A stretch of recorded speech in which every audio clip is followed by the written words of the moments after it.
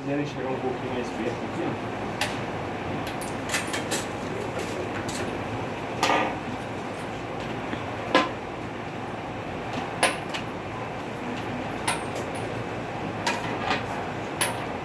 Mangueira pneumática, o perfurador, um mandril de alto torque, um mandril de baixo torque,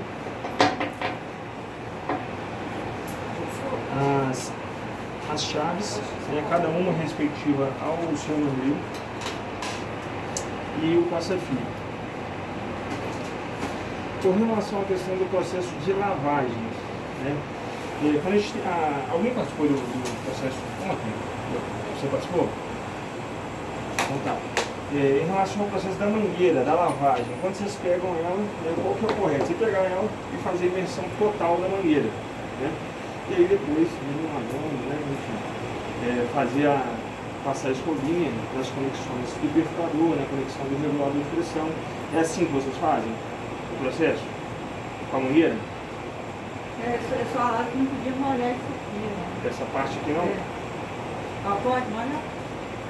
E aí, pode? Ah, que isso não molha. Não olha, certo, é isso mesmo.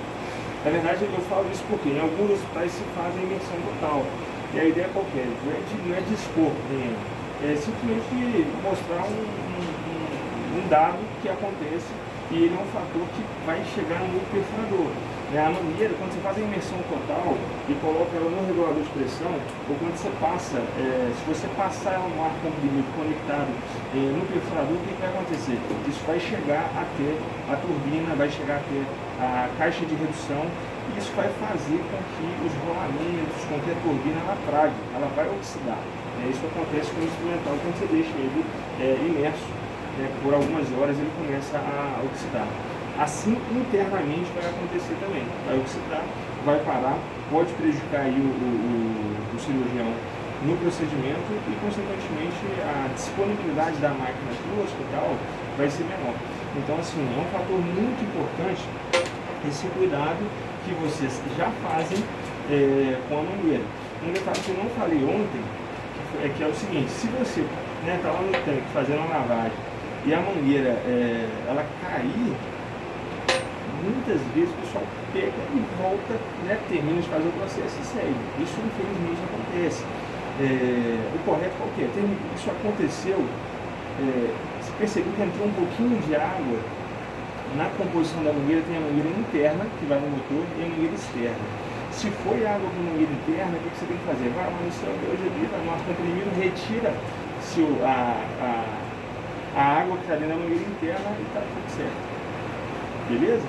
Então, com relação à parte de lavagem do perfurador. O perfurador, a gente vai sempre lavar ele nessa posição. Na verdade, a gente pode fazer ele com um tampão, você pode lavar ele em qualquer posição. Sempre água corrente. O interessante, é ter escovinha para poder fazer o processo no granulado. Se não tiver, você vai fazer aquele processo com seringa que vocês fazem. Isso vai acontecer também no gatilho, nessas conexões aqui internas. Se não tem escovinha, a melhor maneira que vocês conseguirem chegar nessas conexões para poder limpar, tente ao máximo fazer com que fique 100%, que é o que eu tenho certeza que vocês já fazem, mas é só para poder enfatizar. No gatilho aqui também você pode, se for o caso, passar a escovinha ou vir vocês utilizam a seringa e o que mais para poder fazer as lavagens no granulado? Você tem a escovinha externa, né? Então, passou aqui no gatilho, está tudo certinho. Com relação à questão do mandril, o mandril, a gente tem um kit para alto torque e para alta velocidade, que são o menor e o maior. Ele é composto com a chave de mandril também, para mandril de baixo torque e para mandril de alto torque. Acontece de você pegar a caixa, o médico pegar a caixa e vir duas chaves de mandril para mandril de pequeno torque. Se isso acontecer no procedimento, o que vai acontecer? Não vai conseguir fazer a fixação na troca. Isso gera um estresse lá na cirurgia. Então, toda vez que vier o equipamento Se vier errado do centro cirúrgico, né, a gente precisa cobrar o pessoal que está lá no expurgo. Olha, eu preciso da chave de mandril o pessoal confundiu aí, me mandaram 2 chaves de mandril de alto torque ou de baixo torque.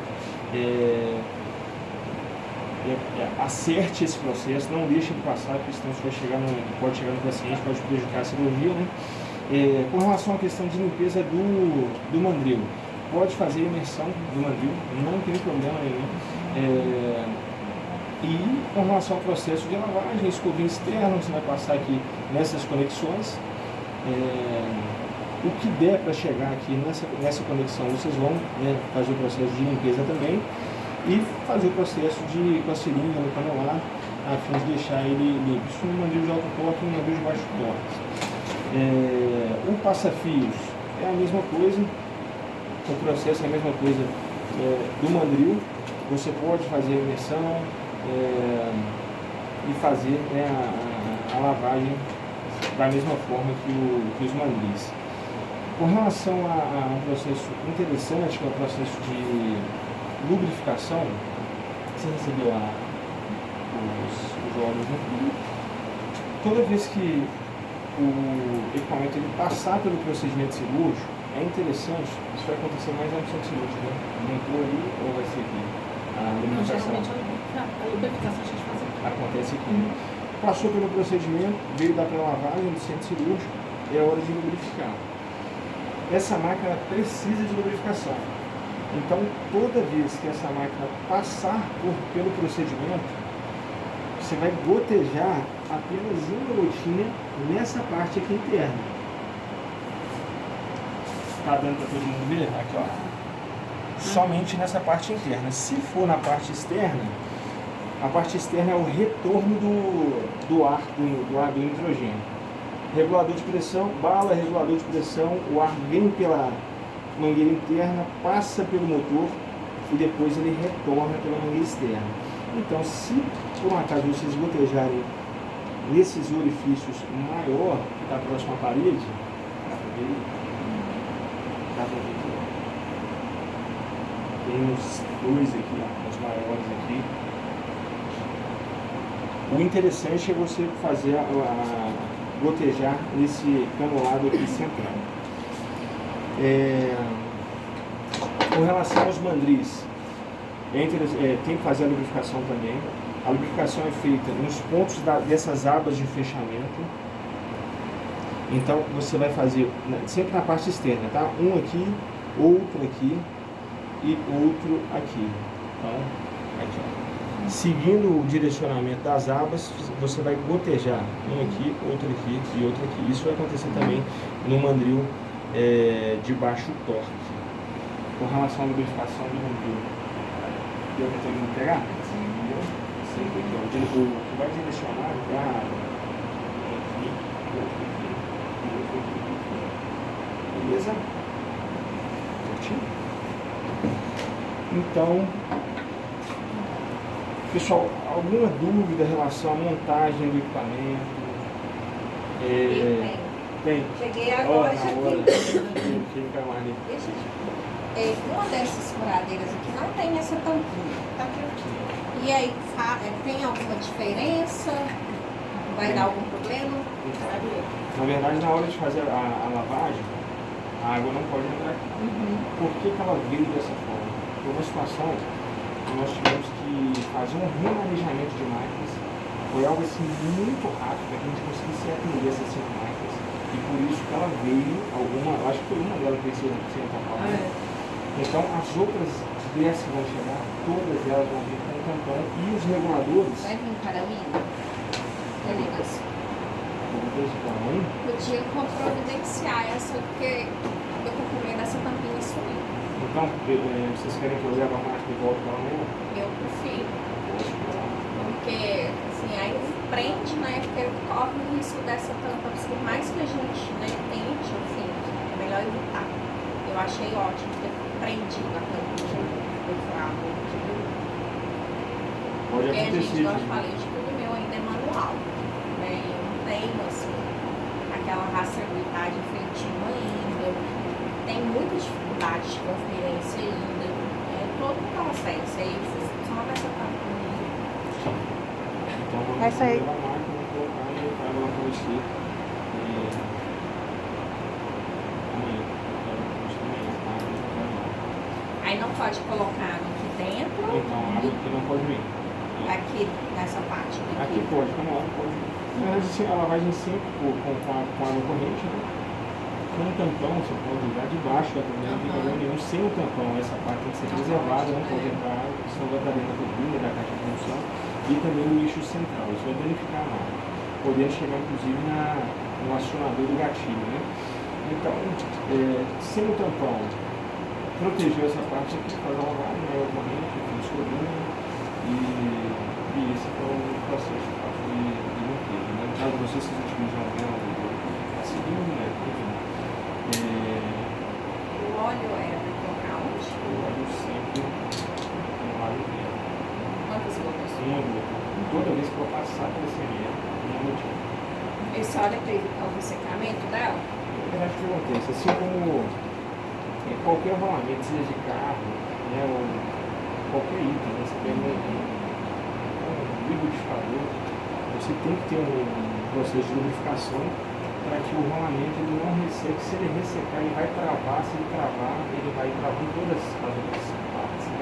Então, a turbina, a caixa de redução, as engrenagens, tudo isso vai danificar. O mandril também precisa de lubrificação. A referência para a lubrificação são essas áreas, mas só que você vai proteger por fora. Por fora. Por dentro não chega no rolamento, por fora vai chegar no rolamento. É o correto de lubrificar. O passa-fio, não falei da lubrificação do passa-fio. O passa-fio tem um aparelho, tem essa conexão aqui, ó. E aqui dá pra ver, olha, passa aí uma coisa, dá pra ver um rolamento aí, não dá? Olha, ver se vocês conseguem ver o rolamento. Tem esse eixo, tem um eixo aqui, o rolamento tá travando ele. Fica assim, preto aqui? Isso, na parte externa. Ah, sim. Aqui, olha se eu conseguir pegar ele aqui. Aqui, ó, tá o eixo e por fora do eixo tem um rolamento. Então, o gotejamento tem que ser por fora do eixo. Uma gotinha apenas, a cada procedimento também.